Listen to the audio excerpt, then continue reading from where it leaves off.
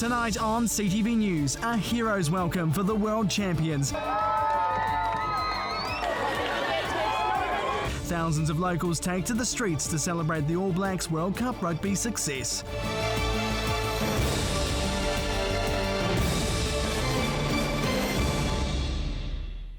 Kia ora, good evening. Here come the men in black. Yes, it was Christchurch's turn to celebrate and see the victorious All Blacks in the flesh, along with their golden prize in a champions parade.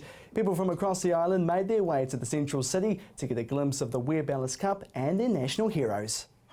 They turned out in their thousands. The Rugby World Cup champions sharing their most prestigious prize, their second welcome home parade so far. The support we got was brilliant, and to come back and say thanks and enjoy it for longer than just 1 or 2 days. Enjoy it for a week is pretty cool. Any chance we see you running out for Christchurch this year? Oh, you never know. You never know. I haven't thought that far ahead. That means I have to keep training, but I will see.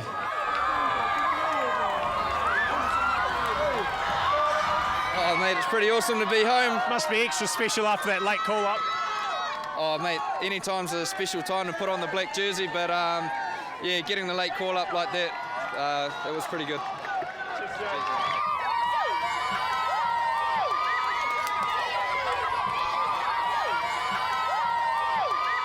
It's cool to see all these smiles on everyone's face. To make it a bit more special, being back home. I mean, obviously there's a lot of celebrations to go on. Yeah, it's been awesome. All the messages from home via all the different ways has been cool, and just to see everyone now and see them in person, it's amazing. The boys in black made their way down a crowded Wollaston Ave, fans showing their pride in the team the best way they know how.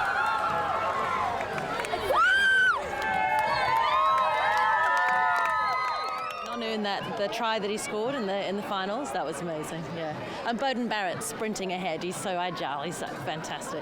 Oh, it's got to be that final try by Beauden Barrett. Absolutely amazing. Just great. Just sealed it. It's brilliant. It's fantastic. I love the fact that all the schools are out and all the kids are here. It's fantastic. It's great that they get up so close and personal to all the crowds as well. It's lovely. 4 years' time, do you think we'll win it again? Yeah. Awesome. Oh, it's good. They did a good job, so yeah, well done to them. It's fantastic. We're just around the corner, so we thought we couldn't really let this pass by without popping down to have a look. I think even better, the final last time was just horrible. I hated watching it, so it was great to have such a fantastic win this time.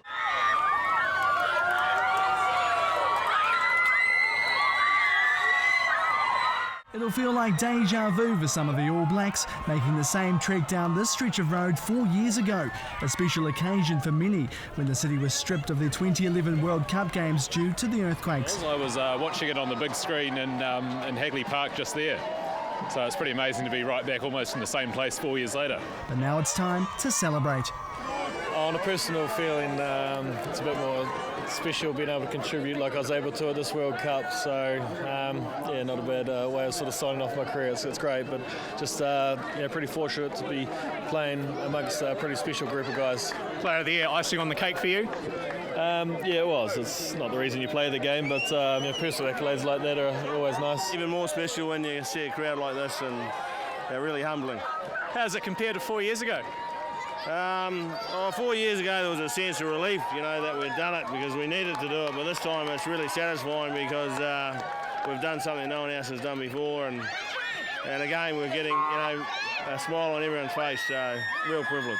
We know that Canterbury is behind you every step of the way. You were well worth getting out of bed for at 5 o'clock on Sunday morning. It's just a awesome way to finish off, I guess, what has been 4 years of hard work from last time we were here to achieve holding on to that cup for another 4 years. So can I just say thank you to everyone who's got up early in the morning and watched and supported, and on behalf of everyone, we're just so proud to have been able to do the job.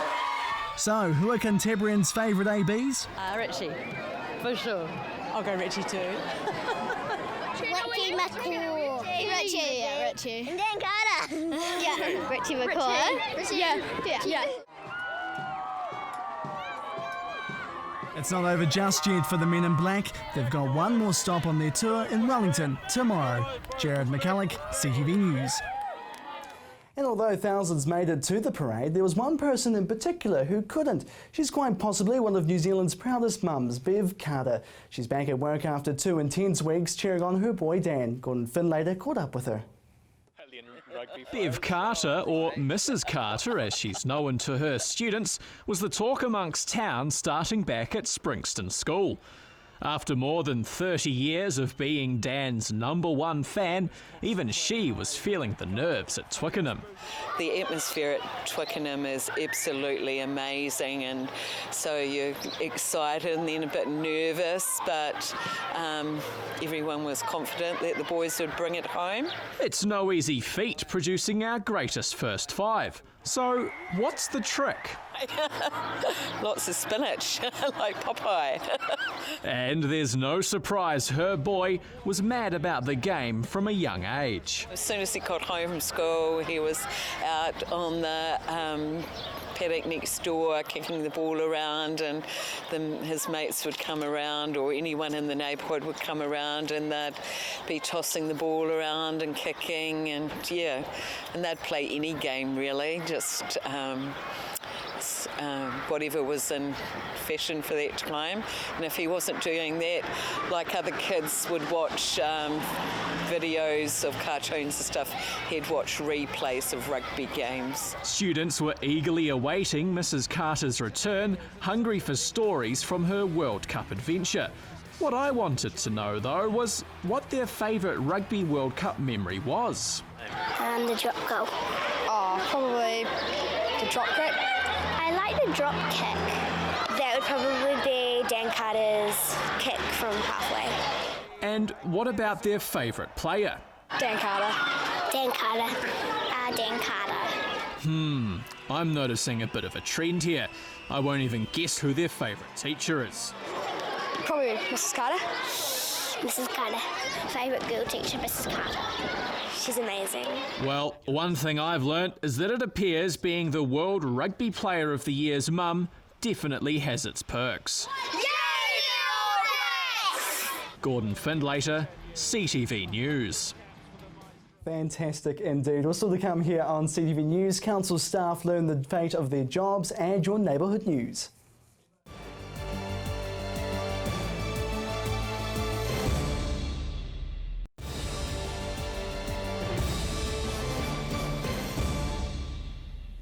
Welcome back to CTV News. 46 jobs will be axed from the Christchurch City Council after details of a restructure were released today.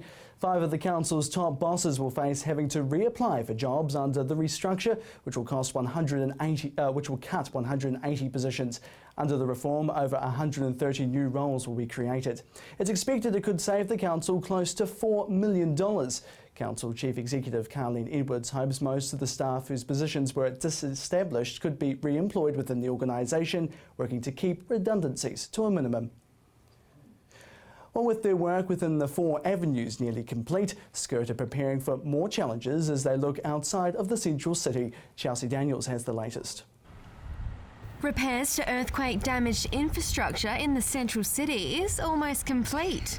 The Stronger Christchurch Infrastructure Rebuild team has finished 97% of its work within the 4 avenues. It is almost done. In fact, we've achieved our primary objective in the inner city, which was basically in the CBD area, to get in and out so that all the other stuff that's happening can proceed without us holding up the streets. The work ranged from kilometres of underground pipe repairs to completely rebuilding the Triumphal Arch and the Bridge of Remembrance. Well, you're dealing with heritage structures, of course. You've got to preserve the existing fabric as much as you can, so any mistake can cause damage, so you've got to be careful. Very technically difficult job, the Bridge of Remembrance. It took a bit longer than we were looking for, but it was a very difficult work for the people concerned, and they had to take their time to make sure they got it right. A majority of the pipes in the central city were made of clay and were extensively damaged in the earthquakes. And Mr. Campbell says they are running on schedule to have the remaining 3% complete very soon. It'll be completed along with other works in the program. The work still to be done in the central city is not impacting upon the CBD itself, which of course is a smaller part of the central city. So it'll be part of the managed program going forward. Most of it will be completed by the end of this year, but there'll be a couple of things still to be done next year. The final work within the 4 avenues is in parts of the east and south sides of the central city. Across the whole city, more than 80% of skirt work has been completed. Skirt Central City rebuild and repair work included 50 kilometres of wastewater pipes, 15 bridges including 8 major repairs, 12 kilometres of stormwater pipes, 9 pump stations, 6 kilometres of freshwater pipes, which cost a total of $123 million. Chelsea Daniels, CTV News. The man who brutally bashed and stomped on a New Brighton pensioner has been jailed for nearly 9 years. 20-year-old Rashama Blake Faltalfa attacked 72-year-old Ken Chappell as he walked through New Brighton's mall back in July. Chappell suffered serious injuries, losing his sight in one eye and had amnesia for over a month. Blake Faltalfa was 19 at the time when he knocked the victim unconscious, walking away, but returned minutes later to deliver 3 more stomps to the head. He had been smoking methamphetamine and drinking alcohol on the day of the assault. Well, now let's cross to Bridget Rutherford in the newsroom with what's happening in your neighbourhood.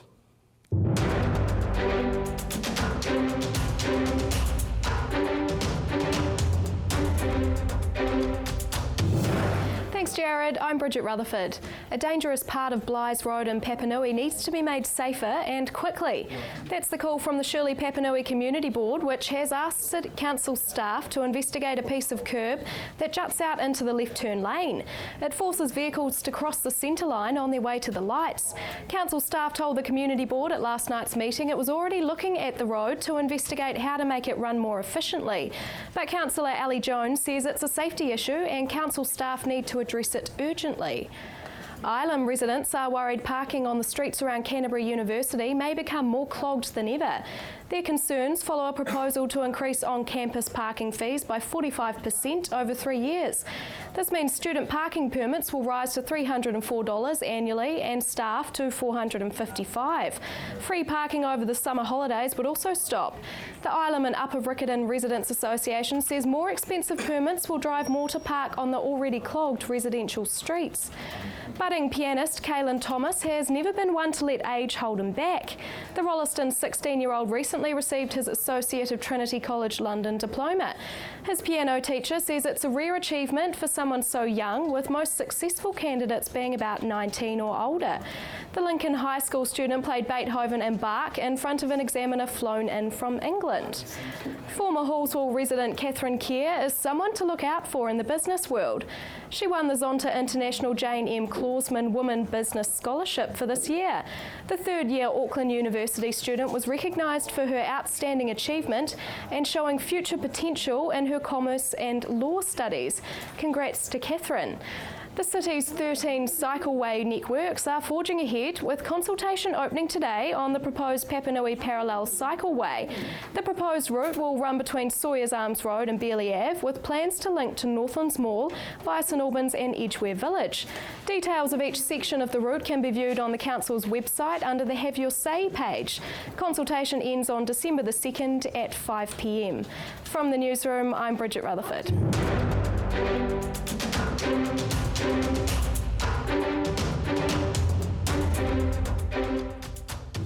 Thanks for that, Bridget. A motorcycle memorial run has a questionable future after an integral member of the group was killed in a horror head-on crash. 63-year-old Maria Garthurst was riding in a convoy east of Greymouth on Sunday. She died when her Triumph collided with a car travelling in the opposite direction. She was riding in an unofficial get-together organised to take riders to Reefton for lunch. Well, still to come here on CTV News, your local business roundup in sport. Plus, if you thought it was cold this morning in the city, you were right. Christchurch recorded the coldest November day in more than 60 years. Whew, Mercy will have all the details and weather after the break.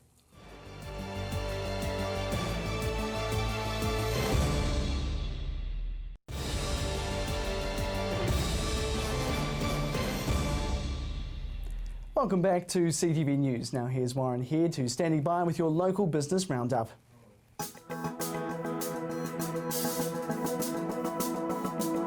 I'm Warren here for headliner.co.nz. The overarching news this week was that unemployment is going up. The cause for this is there's more people than there are jobs because of the migration boom that's undergoing at the moment. It's about 60,000 people a year coming in. Once that starts to slow off, we'll see the unemployment rate start to go back down again. But right now they're at about an 18-month high of 6%. Now, is that alarming for you at home here in Canterbury? I suggest not, because if you lived in somewhere like Northland, it might be 8 or 9% and you could have serious cause for concern. Here, our unemployment level is still only 3.9%. It crept up a little bit, but it's nothing to be surprised at, because despite what Wellington says, this particular reboom build has got a long way still to run. We might see unemployment peaking at 7%, but it's likely to peak at a much, much lower level here in Christchurch. On the economic development front too, we're starting to see concern continue in terms of the dairy price. Went down again this week at the big international auction, and now it seems highly unlikely that Fonterra will be able to increase its forecast from $4.60 a kilogram of milk solids anytime soon. There now seems to be a lot of product out in the world market. They've all got a lot of stock, and so there's not any surprise really that this week's auction was down again, a little bit further than we might have hoped. In the context of the market, however, because this indicates that our interest rate structure is likely to be very low going into the summer, and possibilities of a cut in interest rate by the Reserve Bank sometime before Christmas, the stock market has been absolutely booming. It went through 6,000 on the index a few weeks ago. It's gone back over it again with a real velocity this week. Some people might suggest it's a good feel factor of having the All Blacks bring back that Rugby World Cup, and they're probably right. I'm Warren Head for headliner.co.nz.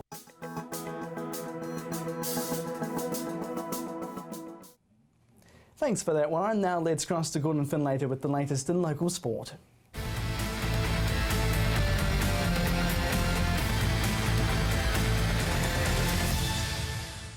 Christchurch netball coach Tanya Hoffman will leave her post at the Christchurch Netball Centre, taking up the role of assistant coach with the Central Pulse in the ANZ Netball Championship. The advancement from a semi-professional to elite coaching position has been a long time in the waiting for Hoffman, who was delighted to now have a position in the Trans-Tasman Netball League. The Christchurch real estate agent led Christchurch to multiple provincial titles, including last year's championship, while the side under her guidance were beaten semi-finalists this year. Hoffman and her family will now uproot to the capital before the upcoming 2016 ANZ Championship. The Canterbury Magicians have announced their squad for the upcoming summer. The familiar face of Amy Satterwhite, who is currently on White Ferns duty, will captain the team, with fellow White Ferns Leah Tahuhu and Erin Birmingham also returning. 3 players have made the squad for the first time. Amy Brown, Gabrielle Sullivan and Bernadine Bizendine-Hout are all set to make their Magicians debuts. 3 players have also been named in the Magicians' wider training squad, with Kirsten Nation, Grace Stanton and Hayley Aburn looking to push their case in the future. The Magicians' season begins on November the 27th with a 2020 match against Central Districts in Hastings. Well, 2 young Timaru skaters will make their debuts at the World Speed Championship later this month in Taiwan. Dana Penty and Jonathan Swindells will both contest a number of events, with Penty competing in the 300-metre time trial and 500 metres on the bank track, as well as the 200-metre time trial and 500 metres on the road. Meanwhile, Swindells is likely to have a very busy program, contesting all events in Taiwan. The 2 Timaru locals will also have a familiar face running the show, with local Bill Beck coaching the team at the championships, which run from November the 13th to the 22nd. And just finally tonight, the Canterbury Kings have named their team for the upcoming 2020 opener against the Northern Knights. Canterbury will have the services of the in-form Henry Nichols and Todd Astle at their disposal, with the two now returned from the New Zealand A squad.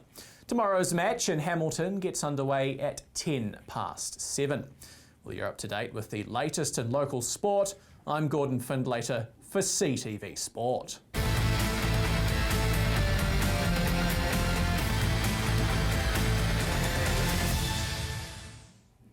Thanks for that, Gordon. Well, Christchurch put on a great day today for the ABs, but it's a little bit chilly this morning, Mercy. Thanks, Jared. And yes, it was very chilly this morning. The coldest November morning in 60 years got to -2.8 degrees. Today's highs first up, South Canterbury. Quite a sunny day, 16 degrees for Timaru, Temuka and 15 for Waimate. Central Canterbury, similar temperatures here. That was 15 for Christchurch, Akaroa, Darfield, 16 for Leeston and Ashburton and 17 for Methven. Heading further north, Kaikoura, you are on 15 degrees today along with Cheviot, Hammer Springs, Colverdon, Rangiora and Oxford and 16 for you Amberley. Now over to the Alpine region, Arthur's Pass, you surprised us all. You actually took out 18 degrees today, more than we expected. Now tomorrow is looking very similar than it was today, not so cold this morning though. Timaru, sunshine for you, 17 degrees for your high with light winds and a few afternoon sea breezes. Ashburton, you can also expect that sunshine for your Friday, 18 degrees for your high during the day and 8 for your overnight low. The Garden City, going to be a very beautiful sunny day, lots of blue skies, northeasterlies in the afternoon and 16 for that high, 5 for that morning start. Flipping over to Kaikoura now, lots of blue overhead for you as well. Sunshine there with northeasterlies and flip these two around, should be 17 high and 4 for your overnight low. Taking a look to South Canterbury for tomorrow's weather. Sunshine here and look at that, 23 degrees for you Twizel, hot one for you. Central Canterbury, very similar picture here, beautiful sunshine, 19 degrees for Darfield and 17 for Leeston, 16 there for Akaroa with a few northeasterlies breezing through. Heading further north, we're also expecting that sunshine for you guys. Taking out 19 degrees is Cheviot, Amberley, Hammer Springs and Oxford, 20 degrees for you Colvin with a few northerly winds. Over to the Alpine region now, sunshine here and 15 degrees for Lake Tekapo, 14 for Mount Cook and Arthur's Pass. Taking a look at the weekend, it's looking like a really good weekend to perhaps go for a stroll through the Botanic Gardens. Saturday, 19 degrees for Timaru and Ashburton and Kaikoura, 20 for you Christchurch. Flipping over to Sunday now, could be a little bit cloudy first up, but that'll be burning off during the day. Beautiful afternoon with northeasterly winds breezing through. Taking a look at the rest of the Canterbury region for the weekend, across the board it's looking really lovely. Saturday in particular, great day to get outdoors, maybe get the barbecue going. And as I said, the Botanic Gardens are looking really beautiful this time of year. On Sunday, we are seeing that little bit of cloud first out, but a beautiful day on the whole. Northeasterly winds breezing through in the afternoon. So in the next few days, we are expecting that really dry, calm, settled weather, looking great for that weekend. That's your update for Thursday.